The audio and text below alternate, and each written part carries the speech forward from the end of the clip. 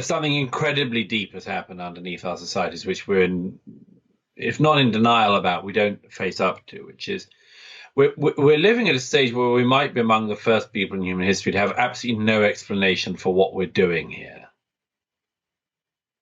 and no story to tell about what we should do,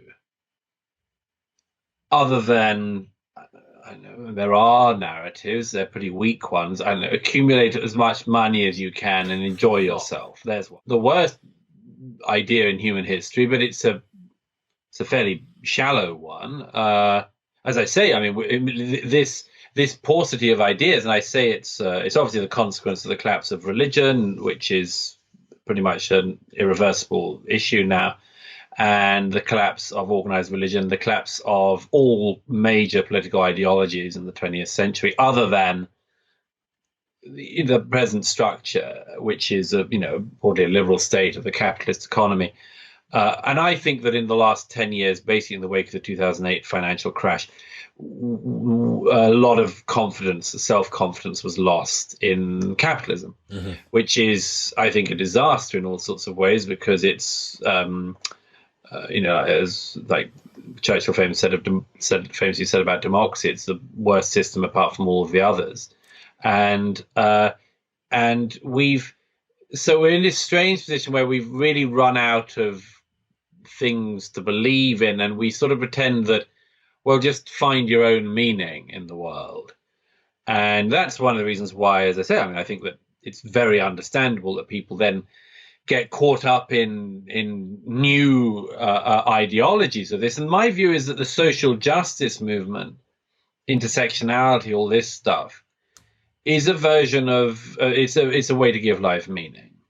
And the problem with it, among other things, is that all of these things, equal rights for women, equal rights for sexual minorities, equal rights for racial minorities, and so on, are very good things, and they are the products of liberal rights. But we've tried to, instead of being the products of them, it's like we've flipped the whole bar stool around and trying to sit on the products of the right. And it doesn't support itself, because as I show in each chapter, each of these, not only are each of these things, gay, relations between sexes, race, and trans, not only are they going against each other in very interesting ways, trans against women, trans against gay, and so on, but they each in themselves are more unstable than we're willing to admit. So, for instance, we still don't know very much about being gay. We don't know quite what causes it. And there's been a study that's just come out since my book came out, which sort of vindicates what I say, which is that it's a bit more complex than we pretend. Relations between the sexes and our attitudes as a society towards women in particular are very contradictory, and we pretend they're not. So we pretend that women are simultaneously exactly the same as men and magically better on occasion.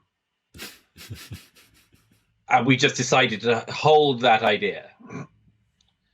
And with race, we are very, very unsure, for good reasons, because who wants to open that up, really? Well, a lot of people, it turns out, but I explain why I think that's going to be risky. And then you have the trans one, and that's just really, really uncertain, and really, really not something we know enough about, or certainly not as much as we're pretending. And so I'm just sort of saying, let's lean on all of these things a little less. Let's not make everything about these identity issues. Let's try not to lean as much as we are on them, and try to get back to what I thought was the aim, which was equal, not better, equal, and focusing on the content of people's character. We will make America great again.